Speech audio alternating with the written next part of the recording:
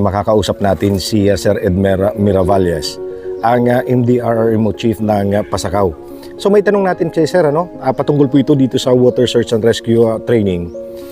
Kung iilan po ang mga participants sa umagang ito dahil kabubukas lang po nitong WASAR training dito sa Pasakaw.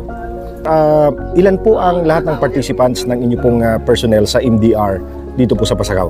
Sir, bali as of now po, yung pinaka-latest listing po natin, all in all po, nasa 47 individuals po.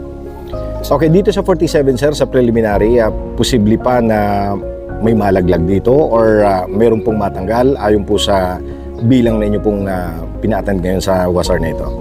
Bali, yung 47 po, siya na po yung tinitingnan na nakapasa sa preliminary assessment. Pero as to the final completion of the actual WASAR training po, yun po ang iniintay pa natin kung ilang po or ilang percent po sa kanila mga nakapag-survive. Okay. So, ano po ang importance nitong WASAR training na ito para po sa inyo dito sa MDR ng Pasakaw? Ay, napakalaki pong kahalagaan sa amin po ang WASAR, kakayahan sa WASAR po ng mga tao natin. Lalo't kami po ay coastal municipality. Maliban po dyan ay tayo naman yung flooding po isa po sa number 1 hazard natin sa Pasakaw. So yung kakayahan at kaalaman po kung paano po magligtas ng buhay sa tubig, totoo pong kailangan ng bayan ng Pasakaw upang pong masiguro natin na mailigtas yung mga totoong nangangailangan. Dito ba sa WASAR na ito, sir, ay posible po na magkaroon pa kayo ng pag-i-expound nitong nasabi ng program para po sa inyong mga barangays? Ay, totoo po. Ito pong ating po ngayong binubuong team para pong lalabas na municipal response team po ito. So, ang target po ng ating pong punong bayan, ito po naman ay ma-replicate pa sa mga barangay, lalo na po sa mga coastal barangays natin. Considering po yung distance dito po sa mismong sentro ng bayan, kung may nangailangan po, dapat presente na po sa mismong locality nila yung ganun pong kakayahan. Okay, so magandang umaga sa muli po sa lahat. PCG District Commander Ivan E. Roldan, para dito sa kabubukas lang na training po ng WASAR, sa Water Search and Rescue Training ng Pasakaw MDRRMO.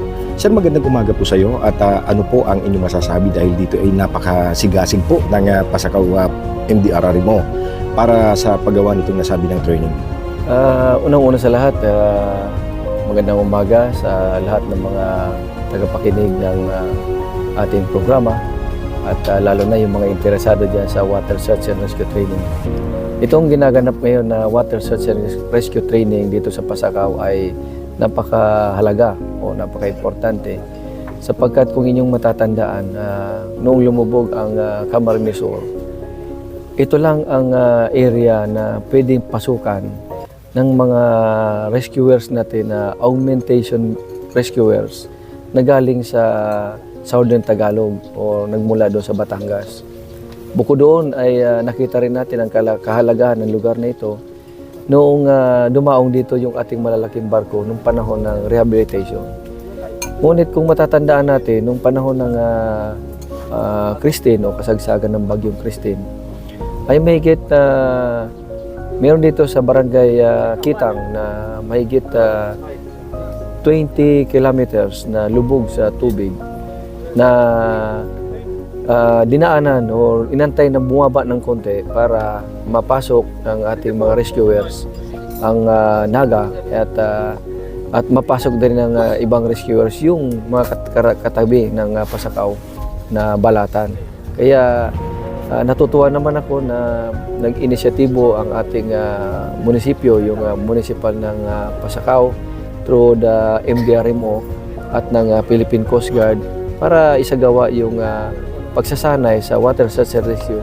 Sapagkat kung ating nakikita itong mga nasa likod natin, ito yung mga parte ng MDRMO ng bayang ito na tinitrain po ng ating Philippine Coast Guard para sa gayon sila ay maging equipped at knowledgeable tungkol sa pagkakaroon nila ng skill na maging rescuer para mapaghandaan natin anuman ang maging dumating na kalamidad na katulad noon ay maging handa ang lahat at makapag-conduct tayo ng rescue sa mga nangangailangan ng tulong. Opo. Sir, sa iyong mensahe para po sa iba pang mga MDRs, dahil ito ay nasimula na ngayon, at ano pa ang inyong mensahe, sir, para mahikayat pa natin? Buti na tanong mo yung ganyang katanungan. Sa ngayon, habang kinasagawa natin itong training na ito, ay mayroon din tayong kasabay na ganitong ginagawang training na WASAR dito sa Manito, Albay, sa Monreal, Masbate, at mayroon din tayong hinahanda ng mga sa Mubo, Masbate, at kung saan-saan pa may mga imbitasyon sa atin. Kaya ako'y nananawagan sa lahat ng MDRMO at lalo na sa pangunguna ng ating PDRMO na magkaroon ng inisyatibo na training ng Water Search and Rescue. At sana sa pag-ikot namin sa mga PDRMO ay may hatag namin sa kanila yung program of instruction na train the trainers para sa ngayon sa kanilang level ay may sagawa nila ito at may magawang magkaukulan na programa para sa kanilang mga respective MDRMOs. Apo, sir, ang inyo pong pahuling mensahe, sir, para dito po sa Pasakaw MDRMO dahil as far as we know, ito po ay nasa preliminary pa lang naman. No?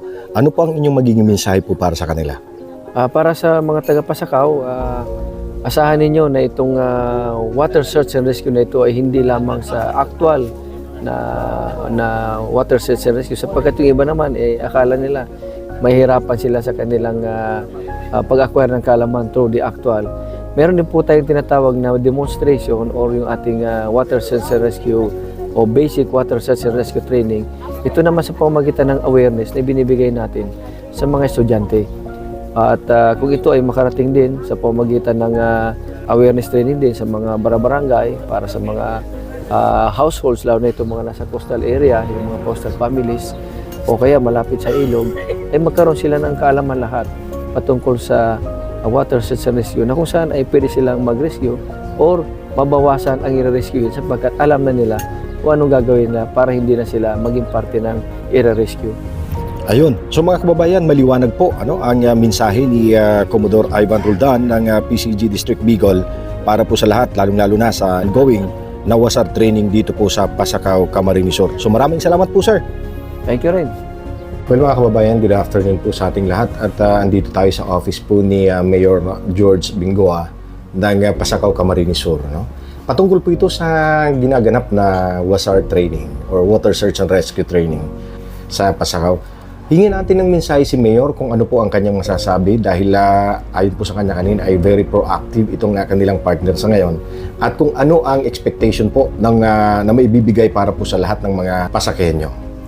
Opo, unang-una gusto ko magpasalamat sa kagawaran ng ating ahensya, yung Philippine Coast Guard. Po, sa pamumuno po ni Commodore Ivan Roldan, ang ating District Commander na po. So salamat sa leadership ni na namin yung tunay na kakampi sa paghatid ng mga programa tulad ng WASAR, yung training. Kasi napaka-importante kasi yung bayan ng Pasakaw is coastal municipality. May mga area kami mga binabaha dito. So talagang in preparation dyan sa mga incident na ganyan, nagbigay ako ng directive sa ating Municipal Disaster Restoration Officer na magpa-training ng mga sa WASAR para maging handa ang ating munisipyo.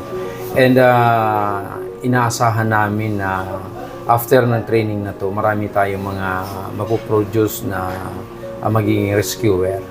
Marami tayong mga volunteer na ma-encourage na mag-participate and mag-training kasi gusto natin na i-institutionalize po itong WASAR na ito. May directives din galing sa national, region, and provincial disaster na pagdating sa water search and rescue, talagang kailangan natin na mga responder So sabi ko nga sa aming MDRRMO, pataasin natin yung level ng awareness ng mga tao, yung community, and yung mga sa academe, yung mga estudyante natin, mga high school dyan, kailangan natin na bigyan sila ng awareness pati dito sa WASAR. And dyan tayo pwedeng kumuha ng mga volunteers na magti-training, mga malalakas po, mga bata at malalakas. So para gawin nating first class rescuer, ano? So, mga special trained Yes. rescuer pagdating sa UASAR. And sabi ko ngayon, ang objectives ko po niyan ay makapag-training tayo ng mga sa community. Opo. Kasi during incidents, dapat ang first responder niyan galing sa local. Ano po? So bago tayo mag-communicate dun sa taas, sa Coast Guard, so kailangan medyo may first responder na dyan. So kailangan Tama. yung training. Tama po. So inaasahan natin na after ng pa-training natin to, 4 days training, no, tataas yung kaalaman ng ating mga trainer para matuto sila kung paano, anong protocol, ano yung mga kailangan unang gawin. Magre-rescue ka, dapat kailangan yung sarili mo nakahanda rin kasi baka pagdating doon, ikaw na yung i-rescue. Tataasin natin yung kaalaman ng mga ating mga rescuer. Ayun, so napakagandang mensahe mo po, Mayor. At ito ay expected na ito lalaganap ito sa community, ano?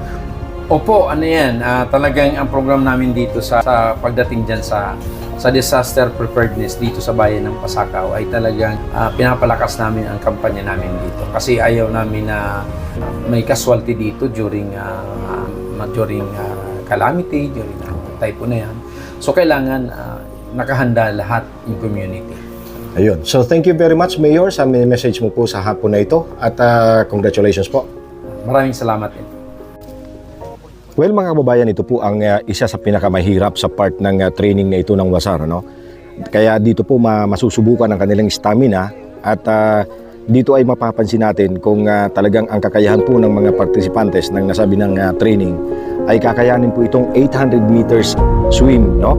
So, isa ito mga kababayan sa kailangan talaga ng sipan dahil oras ng actual training or actual operations ay kailangan nila ito lalong-lalo na sa pag-rescue. So ito mapapansin natin ngayon, pinagtitipon sila dito po sa baybayin na ito ng Pasakaw.